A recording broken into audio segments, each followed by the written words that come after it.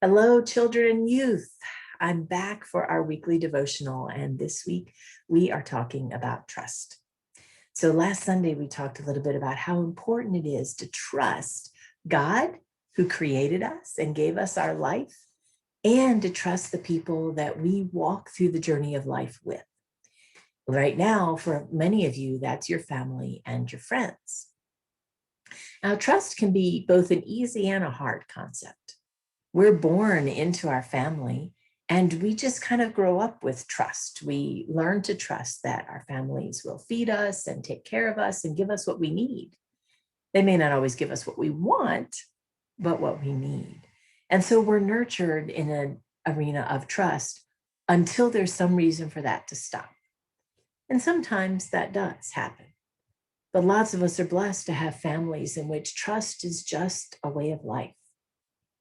And so the areas in which we explore what it means to not have trust sometimes come with our friends when they don't act the way we think they should, or when they aren't very careful with our feelings or our requests. And then we might not feel like we can trust them as much anymore, like we can put our well-being in their hands and they will take good care of us. That's really what trust is about. So I want to stop for a minute and switch subjects. I imagine that all of us had to take physical education, or what I always call gym, in school.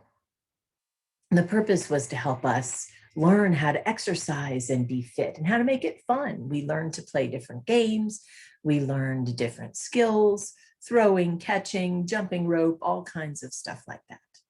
Now, I'm going to confess that gym was not my favorite class ever, but it was what it was.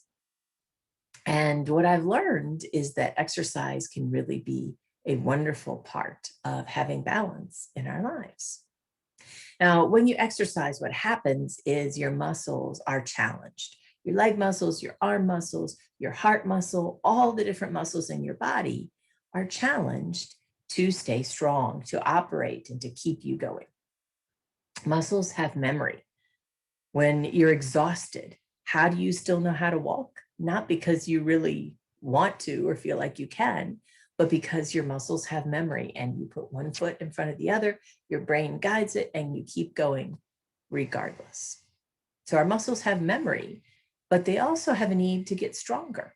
And the way they get stronger is by exercising them, using them. And when you've done that enough, sometimes you need to add weight. For example, when I exercise and do squats, a lot of time, or even do lifting with my upper body, I have done it for a while with no weights. And now, in order to continue to help my muscles grow stronger, I need to do it with weights. And so I get weights and I lift with weights, or I do squats while holding my weights. And that adds burden beyond my body weight, which lets my muscles get stronger. Trust works this way too. Trust is like a muscle, like the heart is a muscle. And the way that trust gets stronger in our lives, the way that we are able to deepen our trust, our ability to trust other people, is when we exercise it, when we use it. And even when we add a little more burden or difficulty to that, learning to trust someone who doesn't necessarily on the surface look as trustworthy, but we're going to take a chance and try. The more that we practice trust, trust in our parents, trust in our brothers and sisters, trust in our friends, the more that we get stronger in it. Now, there will be times when we get hurt, when people we trust don't treat us well, when they do something that they shouldn't, that hurts us. And in those times, we really feel the pain, don't we?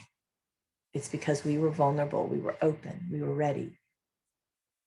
But that shouldn't mean that we stop practicing trust. God is always there for us to trust. God is always faithful and will always do the right thing for us, even when it wasn't what we asked for.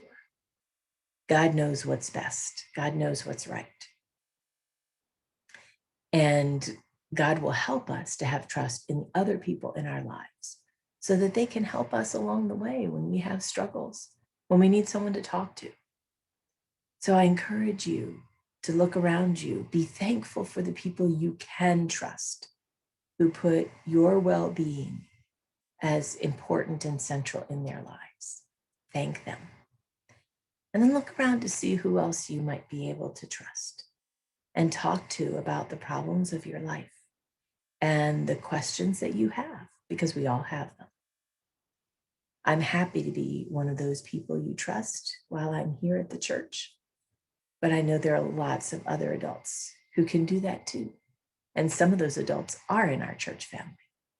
So I encourage you to keep practicing trust and develop more of those good relationships with people who can be there for you and for whom you can be present to. Have a great week.